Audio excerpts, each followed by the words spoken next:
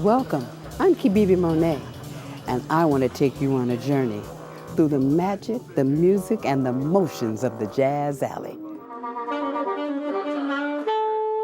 Now, ladies and gentlemen, please make these guys feel welcome.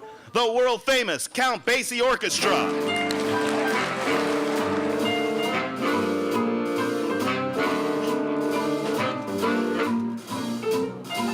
I think that one reason that Seattle is such a big jazz town may be that there are so many jazz musicians living here, so many world-class players that do live here. I mean, you can start an argument in this town about the piano playing of Mark Seals versus Randy Halberstadt. I mean, that's a serious music town. That's where if you come into town, you know there's people with ears listening to you. I've been the stereotype, I guess, in the old days when we could still smoke in clubs, you know, with a scotch in one hand and a cigarette in the other, and a great band on stage. Gotta love it. And if you love it, you've probably been to the Jazz Alley. Coming up on 30 years of providing a venue for world-class jazz. The Alley has heard the likes of Dizzy Gillespie, Oscar Peterson, Ernestine Anderson, Ray Brown. And just to think it's right here in our own back alley.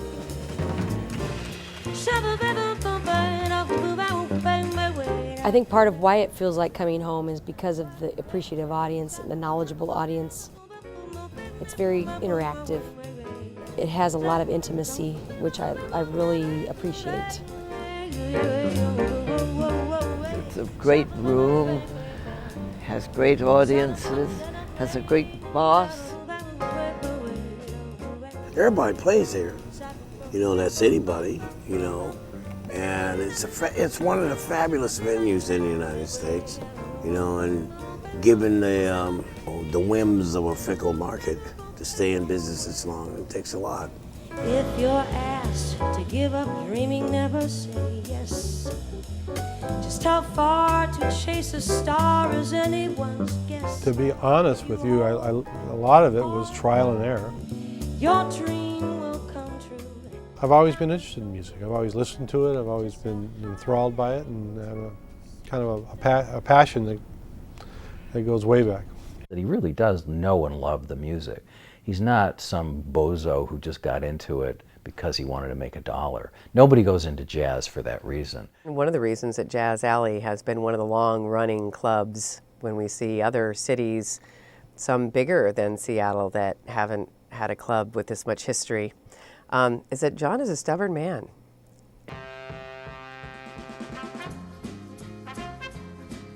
I think it was in 1963 or 64, one of my first jobs was a busboy at the Edgewater Inn. They would bring in people like the Tijuana Brass, they had George Goebel, they had Joey Brown was there, and I would work down in the restaurant and I would sneak up the back stairway and listen to some of the performers. And I was like really wide-eyed and really enthralled with that. So that really piqued my curiosity. I decided that I wanted to become a musician, so I went out and bought a set of drums, and I formed a band called Joe Bananas and the Bunch. And it was called Joe Bananas and the Bunch, a group with appeal. And it was a lounge band, and I was the weakest player in the band, and actually got fired from my own band after a while. We're glad he got fired, because in 1971, John joined his brother Gus, who had opened the Pioneer Bank restaurant and nightclub at First and Yesler. John took on hiring talent, and he was damn good at it, something he credits to the smarts of New York agent Jack Whittemore, who was also the agent for Miles Davis. He had in his stable Miles Davis, Thelonious Monk, Betty Carter, Stan Getz, Sonny Stitt, Ahmad Jamal, and he was kind of my mentor. We talked almost every day for years, and he kind of really taught me a lot about the music, about booking the music and the business of running a music club. If you're thinking opening his own club came next, hang on. John took his new skills east to manage the now famous Blues Alley in Washington, D.C., which happens to be the second longest running jazz club in the country. After success there, he headed back to Seattle with a new wife and a dream. When he started out at Jazz Alley in the U District, the jazz world being what it is, people said, well, they'll probably last 3 months. Because jazz is a tough go economically. But the jazz scene was pretty darn good at that time. Everyone's very nostalgic in the jazz community about the club that was on the Ave. I mean, it was clearly not feasible for a long time. It was small. I think it sat maybe 85, 125 people. But I have such fond, warm memories of seeing Dave McKenna there, the great saloon piano player, as he describes himself, from Boston. I mean, Dave just came in there, didn't say nothing, sat down at the piano and played his butt off for an hour. People like Earl Father Hines, a legend in jazz history, recording with Louis Armstrong in the 1920s, for God's sake, played for Jazz Alley in the U District for a week. Dexter Gordon on one of his many comebacks and returns in the late 70s. I can just see him on stage holding that tenor saxophone out the way he would, flat, to present to the audience as if to say it's the horn that played the music, not me. I used to go down all the time on Monday nights, especially. As a matter of fact, I was working for a radio station at the time in the early 80s called K-Jazz, KJZZ, and we hosted a Monday night jam session there. So it was all the fabulous local artists, many of whom, thankfully for us, still reside here. You could go hear John Bishop on drums and Chuck Deerdorf on bass and Dave Peck playing piano and Mark Seals down there with his group. In the early days, he hired a lot of local guys to play behind famous people who came through town. And I got to do a lot of that, and I learned a lot. Other musicians from around town would come do the hang on Monday night. If you were a jazz musician, you know, Jazz Alley in the University District was definitely the place to be. In fact, that club became so popular that lines were trading outside. And John decided after 4 years that he'd open a second club. He called that Jazz Alley Downtown, located over there on 2nd Avenue in Pioneer Square.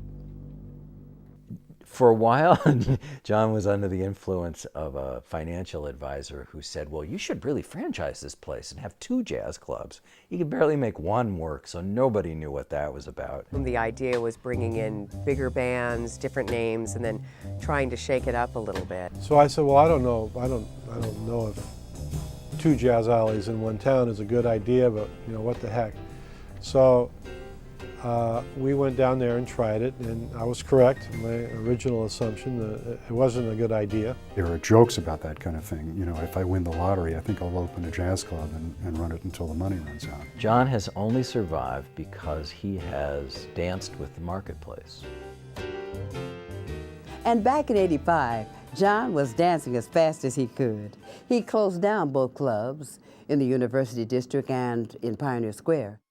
And later that same year, he reopened at the current location on 6th and Lenore.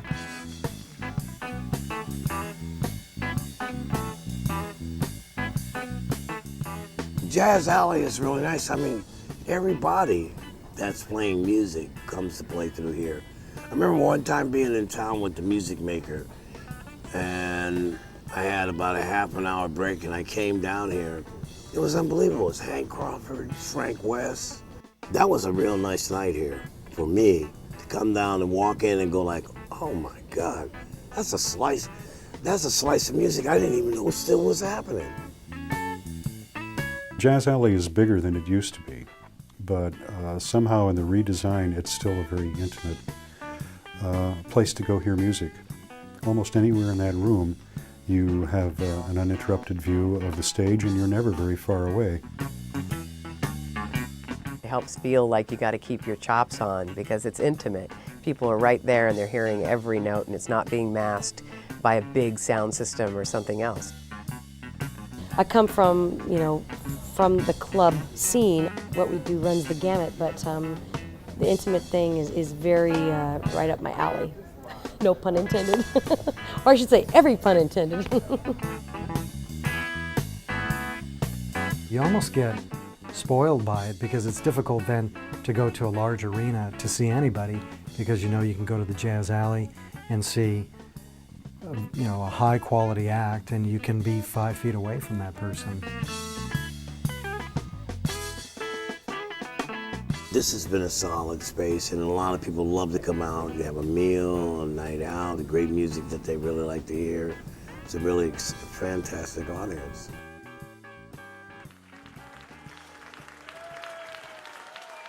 When artists go into a club, they need special attention. Well, let's face it, they can be a temperamental lot. The alley knows that, and they do what it takes to keep them coming back. I'm used to the days of the Hickory House when the cash register would ring, and there would be so much noise, but the club owner's son, I think he would purposely ring the cash register. When I was playing a ballad, he just knew when that's going to happen. So just to annoy them all, after the end of the set, I would help myself to a drink on the way out. Not because I wanted it, but because I could. If you're working a club where the boss doesn't seem to like the music, or he keeps fiddling with the microphone, or stuff like that. I mean, John lets us do our thing. He doesn't bother us. And I remember working for a guy years ago. He would get us on one side and tell us what to play. I want to hear more bossa novas. If John did that, I'd be very surprised. Club owners in general, they have to love the music, but it's a business.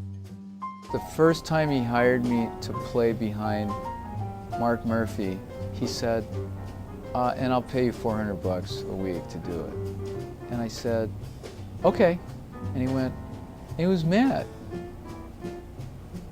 And I said, why are you mad? He said, well, because you didn't negotiate with me. Because that's business, right? And negotiation is exciting. This is a man who really knows how to run a business, but he's hard-nosed and ruthless in doing so. And anybody who's ever worked for him will tell you that. He's fair, but he will not spend more money than he's going to make, and he's gone bankrupt.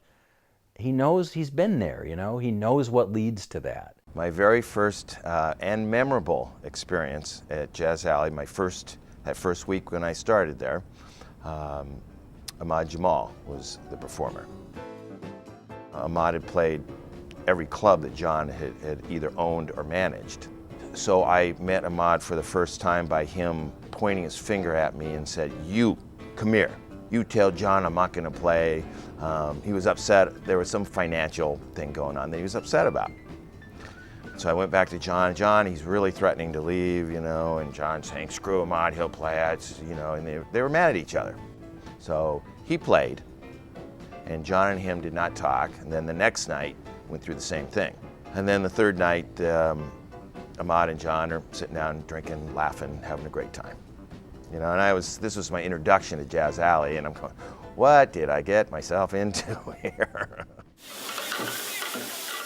Dinner specials coming? Right now, here we got 2 of them. I've been really lucky with some of the employees that I've had. The reason that they're here is because they all have a passion for the music. They're all excited about being involved in some way with the music and being touched by it.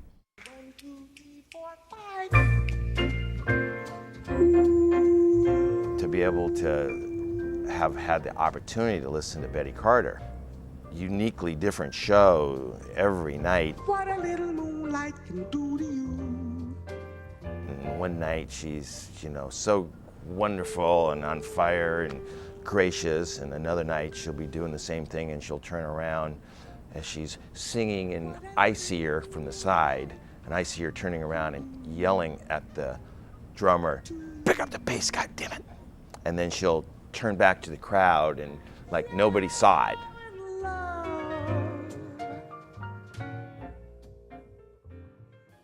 I think one of the most popular artists that used to come to the Jazz Alley on a regular basis was the pianist Gene Harris.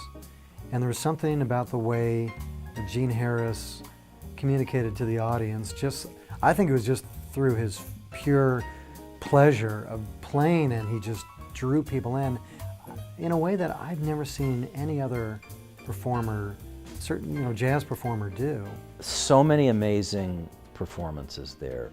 One of the funnier ones that's legendary in Seattle is Abdullah Ibrahim, the great South African pianist, who came in with his band Ikaya and wouldn't get off the stage. I kept grabbing the microphone thinking, oh, okay, now he's over, and I go, let's hear for and then he started playing something else. I can't remember how long the show was. It might have gone on for like 2.5 hours. They played for 3 hours and 10 minutes straight without a break.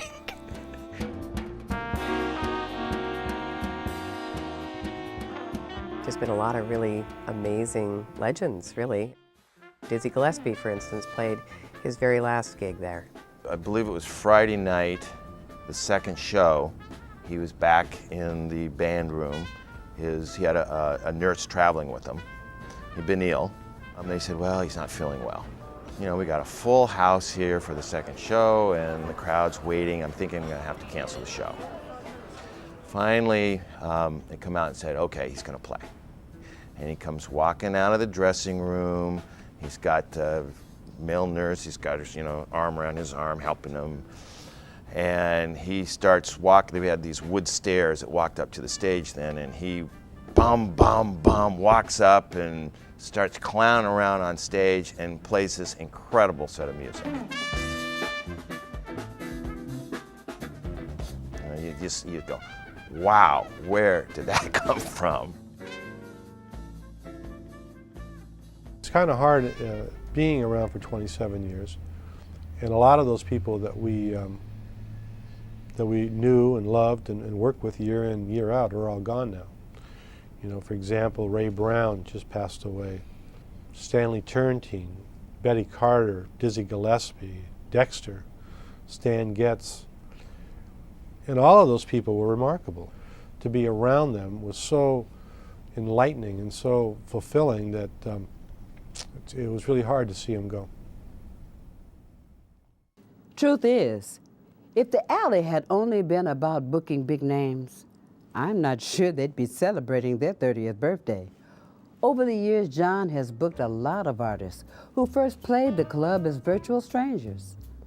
When I started at KPLU, I was the morning jazz host, and John Dimitriou used to call me up and say, hey, what's going on? Who's hot right now? Who do you like? And a couple of weeks before one of his phone calls to me, I was in New York, and I saw a young piano player by the name of Harry Connick Jr. And when I went back to Seattle and John called me, and he said, oh, who's hot right now? And I said, there's this guy, Harry Connick Jr. you ought to look into. I mean, this guy's got a lot of talent. And so John brought him out to the Alley, and the timing was fortunate for him too, because When Harry Met Sally, the movie, had just been released, so he thought after that I had some kind of magic touch, but I didn't. I just kind of got lucky on that one. If John Dimitriou knows anything, he knows jazz is no longer the private domain of an elite group of insiders. Now, jazz is about inviting everybody.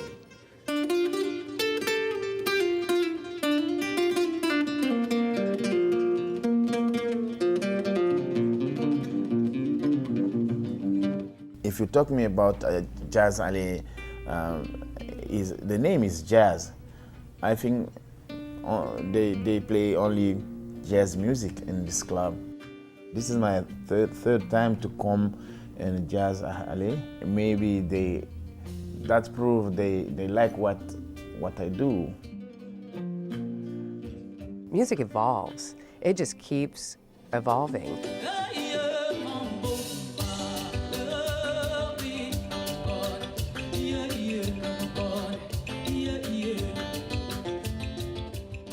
I think that's what keeps the club interesting and probably helps the success of the club because it reaches out to more people.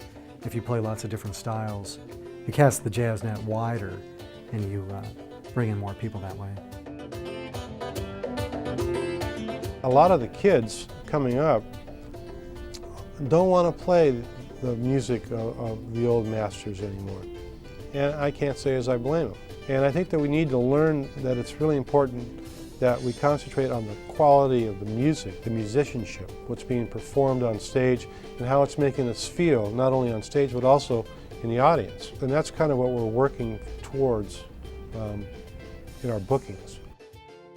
He's what do you call it? Diversified his portfolio musically at the expense of the really sincere jazz fan, but he's still in business. Lawrence Welk used to call this "take a train." It's still really important to recognize that if he weren't there, we wouldn't hear Nicholas Payton, we wouldn't hear Oscar Peterson, we wouldn't hear Marion McPartland.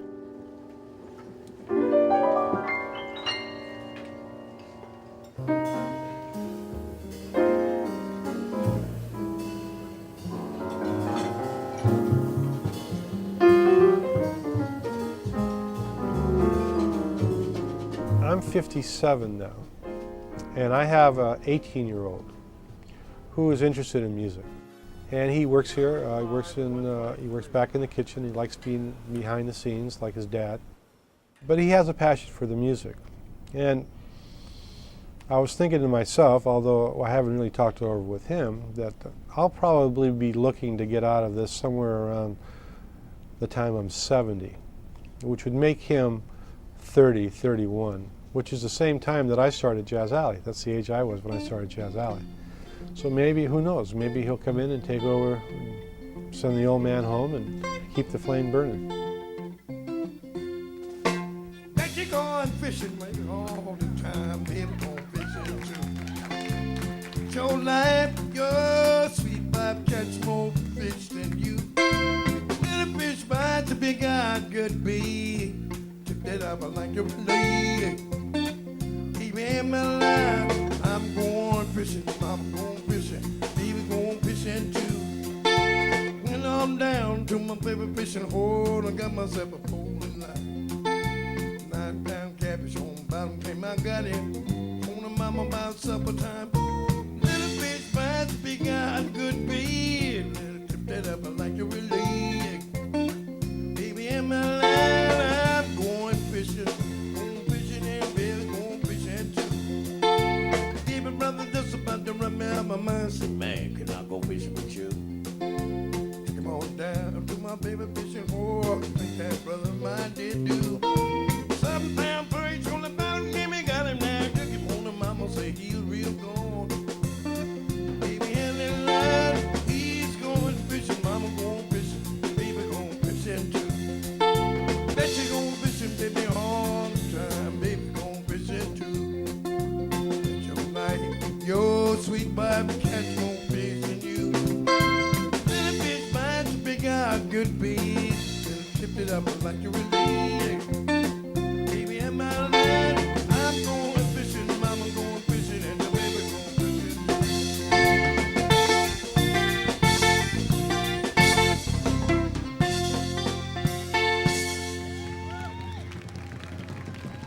Yeah, that's the power of jazz.